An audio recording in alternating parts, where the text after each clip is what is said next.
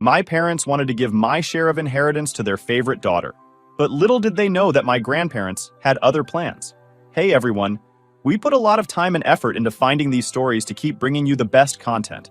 If you enjoy what we do, it would mean the world if you hit that subscribe button. Your support really makes all the difference and keeps this journey going strong. Thanks so much for being here with me. Now let's start the video. OP starts by saying, Hey guys, I don't really like posting personal stuff here, especially things related to family issues, but I need to get this off my chest and hear what you guys think. Since I was young, I always felt like I was living in my stepsister, Chloe's 25 female shadow. She's younger than me by 3 years, and from the moment she was born, it was clear she was the star of the show. I, Ethan, 28 male, was the quiet, dependable older sibling who never rocked the boat, while Chloe was the golden child who could do no wrong. It wasn't just my imagination. My dad and stepmother made it painfully obvious. My stepmother, Melissa, entered our lives when I was 12, after my mom passed away. At first, I hoped she'd be someone who could bring our family together, but it quickly became clear she had a favorite, and it wasn't me. Melissa had always been more invested in Chloe's life, seeing her as the perfect daughter she ever had. I, on the other hand, was treated like a strange in my own home. While Chloe got lavish birthday parties and expensive gifts, I was lucky to get a pat on the back. When I graduated high school with honors, it was a proud moment for me. My parents, though, barely acknowledged it before launching into plans for Chloe's upcoming dance recital. Every achievement of mine felt like it was eclipsed by her existence. Still, I didn't let the imbalance define me. I threw myself into my studies, determined to carve out a future for myself. I graduated from college with honors, landed a solid job in finance, and even bought my first home at 27. Chloe, on the other hand, took a more leisurely approach to life. She dropped out of college after 2 semesters, claiming it wasn't for her, and took a part-time job at a coffee shop. She still lived at home, rent-free, while I was out navigating adulthood on my own. It wasn't jealousy, not entirely anyway. I had worked hard to be independent and was proud of what I'd accomplished. But the disparity in how we were treated stung. Our parents never expected Chloe to grow up, to take responsibility for herself, or to contribute to the household. And even though I'd built a life far away from their bubble, that favoritism lingered in the back of my mind, like an old wound that never quite healed. Then Grandpa Robert passed away. He was the one person in the family who treated me and Chloe equally. His death was painful for me, but I didn't expect that it would change everything. Upon my grandpa's death, the family gathered for the reading of his will. It was a bittersweet occasion. He had been a self-made man, someone I deeply respected. I thought this would be a straightforward division of his estate among his kids. Grandpa wasn't one for games or drama, but what unfolded at that lawyer's office shocked us all. Grandpa had amassed a fortune of $4 million. Yes, you read it right. He had left it equally divided among his 3 children and his 5 grandchildren, approximately $700,000 each, for me, Chloe, and our cousins. As I sat there hearing the lawyer read it aloud, I felt overwhelmed. I had never even dared to dream about having that kind of money. This money could change my life in so many ways. Paying off student loans, starting my dream business, maybe even putting something aside for my future family. For a brief moment, it felt like a vindication. Grandpa had always seen my efforts and my value, even if my parents never did. It was like he had left a final message to remind me that I was just as deserving as anyone else in this family. But of course, my parents couldn't let me have that moment. Melissa's jaw dropped as the lawyer finished reading the terms of the will. That can't be right, she said, cutting him off. The lawyer calmly repeated the terms, but Melissa's frustration was evident. This doesn't make sense, she said, shaking her head. Chloe's still trying to find her footing, and this could really help her. Meanwhile, some people already have stability. Shouldn't the money go where it's needed most? Her voice rose with every word, as if she expected the lawyer to change the will just to appease her. After the reading, Melissa and Dad cornered me in the hallway. Their expressions weren't ones of grief. They looked like they were about to launch a sales pitch. Dad cleared his throat, the way he always did before starting a serious conversation. Ethan, he began, his tone dripping with feigned concern, Chloe needs this money more than you. I blinked, caught off guard. What? Melissa stepped in, her voice taking on that manipulative edge she'd mastered over the years. I knew it too well. You're already successful, sweetheart. You have a good job, a house. You're doing fine. But Chloe, she's still figuring things out. She's struggling. Melissa's desperation wasn't just about money. She'd built her identity around being the matriarch who held everything together, even if it was at my expense. To her, This inheritance was just another way to enforce that control. I stared at them, trying to process what I was hearing. So, you're saying I should just give her my inheritance? How could they expect me to give up my future for someone who refused to take charge of her own? Wasn't it time Chloe learned to stand on her own 2 feet? This wasn't about fairness. It was about enabling her to stay exactly where she was. Well, Dad said, smiling like he thought this was perfectly reasonable. Not all of it, of course. Maybe half, or even just enough to get her on her feet. This wasn't a suggestion. It was a demand wrapped in sugar-coated guilt. I'm sorry, I said, crossing my arms. But no, this is my money. Grandpa left it to me for a reason. Melissa's expression hardened instantly. She'd always had a way of turning a conversation into a guilt trip. So you're just going to let your sister struggle while you hoard all that money? What do you mean, struggle? I shot back. She lives in your basement rent-free and works part-time by choice. If she's struggling, it's because you've enabled her to avoid taking responsibility for her own life. That hit a nerve. Mom's face flushed red, and Dad stepped forward as if he were about to say something. But before he could, I turned and walked away. I wasn't going to let them guilt-trip me into giving away what was rightfully mine. Back at home, I started to strategize. The inheritance was a gift, but it also came with the potential for drama. My parents' behavior at the reading confirmed what I'd always suspected. They saw me as a resource to support Chloe. I wasn't about to let them manipulate me into sacrificing my future. But they didn't let me alone. The next day, I called Aunt Julia, my dad's sister. She'd always been the black sheep of the family, outspoken, independent, and not afraid to call people out on their nonsense. If anyone could give me honest advice, it was her. When I explained what had happened, Julia let out a bitter laugh. I'm not surprised, she said. Your parents have always coddled Chloe, and they probably see this as just another way to protect her from reality.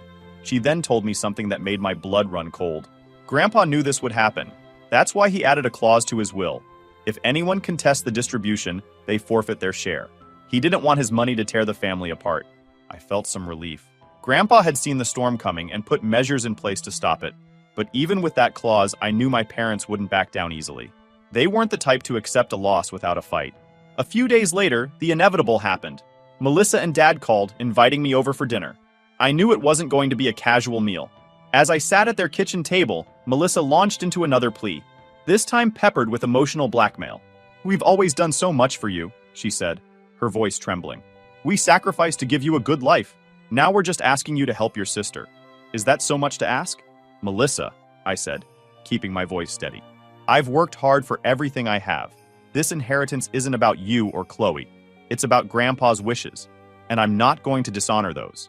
That's when Dad lost it. He slammed his hand on the table, shouting, You're being selfish, Ethan. Family comes first. Grandpa would be ashamed of you for putting money above your sister. I stood up, ready to walk out. Grandpa wanted this money to be split equally. If you can't accept that, maybe you're the ones dishonoring him. Their guilt trips and shouting matches didn't work on me. I wasn't a kid anymore, and I wasn't going to let them bully me into giving up my future. But as I left their house that night, I realized this was only the beginning.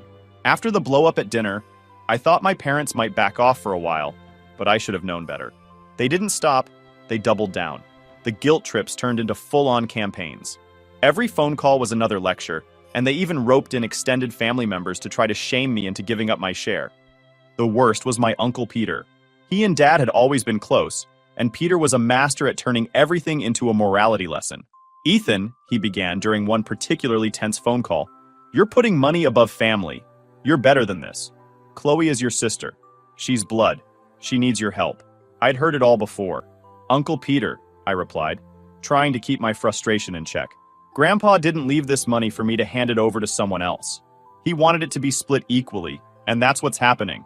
It's not my responsibility to fix Chloe's problems. Well, someone has to. He was tense. If you don't step up, you'll regret it when the family falls apart. The irony wasn't lost on me. Somehow I was being blamed for tearing the family apart, even though I was the only one respecting Grandpa's wishes. Feeling cornered, I turned to Aunt Julia again. She'd been my lifeline in this mess, and as usual, she didn't disappoint. Don't let them bully you, she said firmly. Your parents have always put Chloe first, and now they're panicking because they can't control this situation. They're used to manipulating her, and they think they can do the same to you. I've been looking into some things, Ethan, and I think you should know, your parents are in serious financial trouble, she added. That stopped me in my tracks. What kind of trouble? Massive debt, she said, her voice heavy with concern. Credit cards, loans, even their mortgage. I think that's why they're so desperate to get their hands on your money. And Chloe's too. I was shocked. If what Julia was saying was true, this wasn't just about favoritism or guilt tripping. My parents were trying to use my inheritance to bail themselves out of the mess they'd created. I decided to dig deeper. It didn't take long to confirm Julia's suspicions. A few discreet conversations with extended family members revealed that my parents had been living way beyond their means for years. They'd refinanced the house multiple times, maxed out credit cards, and even taken out personal loans. Their lavish lifestyle, the new car, the vacations, the constant help they gave Chloe, was all built on borrowed money. The worst part? They weren't just eyeing my inheritance, they were already dipping into Chloe's. Julia uncovered financial records showing that Melissa had convinced Chloe to let her manage a large portion of her inheritance. It was gone. My parents had convinced her to let them manage her share, promising it was for her benefit. But instead of investing it or saving it for her future, they'd used it to pay off their debts and fund their lifestyle. I was furious, but I knew confronting Chloe directly wouldn't be easy. She'd been under their thumb her whole life, and she'd always believed their excuses. Still, I couldn't let this slide. I invited Chloe out for coffee. She showed up with her usual carefree attitude, but I could tell she was suspicious. She'd heard about the fight with our parents, and had probably already been fed their version of events. "So," she said, stirring her latte, "what's this about?" I took a deep breath. "Chloe, I need to talk to you about your inheritance." Her eyes narrowed. "What about it?" "I know Mom and Dad have been managing it for you," I said carefully. "But I've seen the records, and a lot of that money is already gone."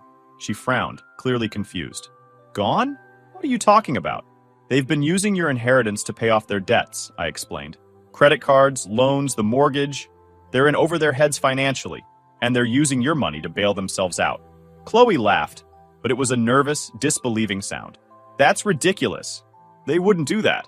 "Chloe," I said gently, "they're not being honest with you. I can show you the records if you want." She stared at me, her expression shifting from doubt to anger. "This is just another way for you to make them look bad, isn't it?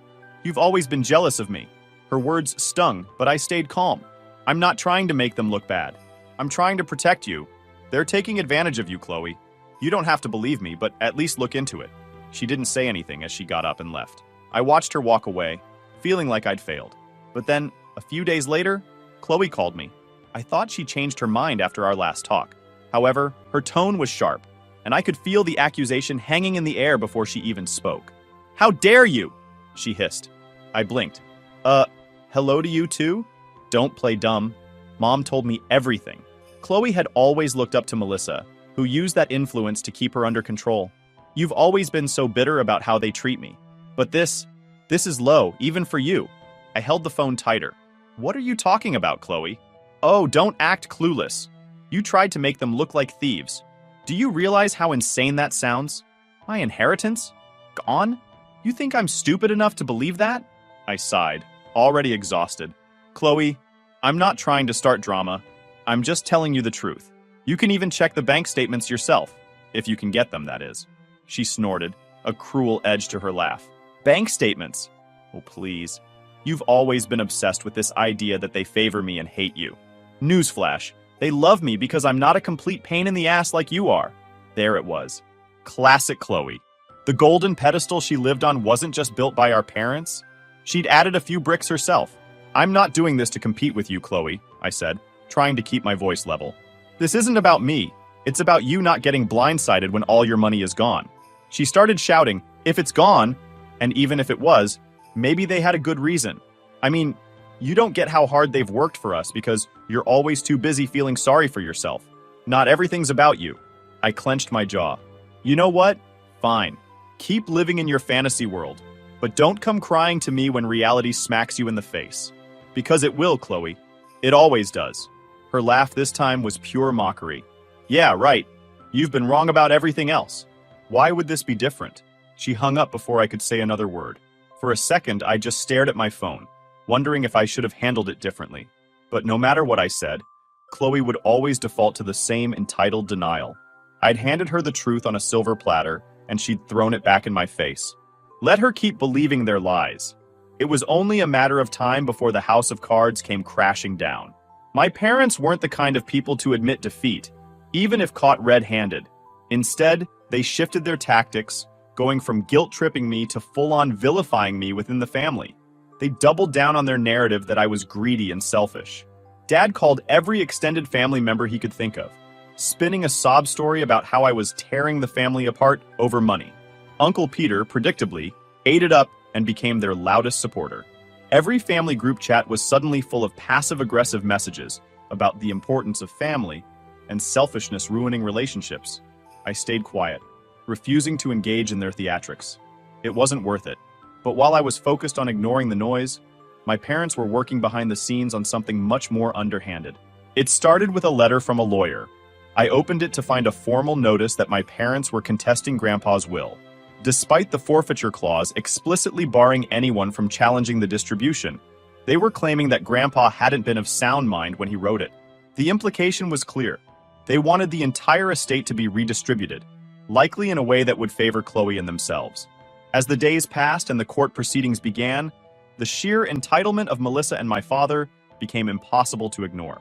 Every court appearance was like a theater production starring Melissa as the wronged matriarch, eager to twist Grandpa's clear intentions into something that suited her vision of fairness. Melissa's entitlement was on full display as she stood outside the courtroom, ranting loudly to anyone who would listen. "This isn't just about money," she fumed. "It's about what's right for our family. Ethan has no idea how much we've done for him, and now he's trying to steal what should have gone to Chloe." She spoke as though the inheritance had been hers to decide, as if Grandpa's wishes didn't matter as much as her own vision of fairness. I couldn't believe it. Contesting the will meant they were risking their own share of the inheritance, not just mine or Chloe's. It was a desperate, reckless move that reeked of their financial struggles. But it wasn't just about the money anymore. It was about control. Melissa had always positioned herself as the one holding the family together, even when it came at a cost to others. She'd built her identity around being the matriarch who kept Chloe on a pedestal and everyone else in line. I called Aunt Julia immediately. "They're contesting the will," I told her, barely able to keep the anger out of my voice. Julia sighed heavily. "Of course they are. They think they can scare you into backing down. Do you think they'll win?" I asked. "Not a chance," she said firmly. "Grandpa was as sharp as ever when he wrote that will, and I'll testify to that if it comes to it." Still, the thought of a drawn-out legal battle was exhausting. I didn't want to spend months, maybe years, tied up in court because my parents couldn't accept reality. As I was preparing to respond to the legal notice, Chloe called me, her tone smug and laced with mockery. I knew this wasn't going to be a pleasant conversation the moment I heard her voice. "Well, well," she said with a sarcastic laugh. "Looks like you're not the only one who gets to have opinions about my inheritance." I frowned. "What are you talking about, Chloe?" "Oh, just that Mom and Dad came over with some papers for me to sign. They said it's all about finalizing the will stuff. You know, to make sure everything goes smoothly for me." She practically purred the last word. I could feel my blood pressure rising. "Chloe, don't be an idiot. They're trying to protect themselves. Did you even read what you're signing?" She let out a mock gasp. "Oh, I'm sorry. I forgot you're the family lawyer now." "Don't worry, big brother. I trust them way more than I trust you. And honestly, it's kind of funny how pressed you are about this. Are you scared I'm going to end up with your share?" I didn't respond. I simply hung up. I had no time to her nonsense. My hand was shaking with anger. I was done trying to save someone who refused to see the truth. Chloe could enjoy her moment of superiority. She'd figure it out when it was too late. I decided to confront them alone. This wasn't something I could let slide. If they thought they could twist everything in their favor and take my money under the guise of helping Chloe, they were sorely mistaken. When I showed up at their house, Melissa opened the door with that fake, sugary smile she always used when trying to deflect, as if she and my dad had done nothing. "Ethan, what a surprise," she said, stepping aside. "Come in." I didn't waste any time. "We need to talk about the will and this ridiculous lawsuit." Her smile faltered, but she managed to maintain her usual tone of condescension. "Oh, Ethan, you're making this into such a big deal. We're doing what's best for the family. For Chloe. You should be supporting us in this, not fighting us." Dad came in from the kitchen, already defensive. His face was red, and he slammed his coffee mug down on the counter. "Melissa is right. This is about making sure Chloe has what she needs to get back on her feet. You're being selfish." I scoffed. "Don't insult my intelligence. This isn't about Chloe. It's about you two trying to get your hands on my share of the inheritance. You've already drained her funds, And now you want to keep the gravy train rolling. Let's not pretend this is about helping anyone but yourselves. Especially you, Melissa. You're the one who's making the fuzz. Melissa's expression turned icy. How dare you accuse us of that? She hissed. We're trying to protect this family. Chloe needs support, and we're doing what's necessary to make that happen. You should be ashamed of yourself for thinking otherwise. I said, you mean using her money and mine to bail yourselves out of debt? That's not support, that's theft. And now you're coming after my inheritance to cover for your mistakes. The forfeiture clause in Grandpa's will is clear. If you keep pushing this lawsuit, you'll lose everything.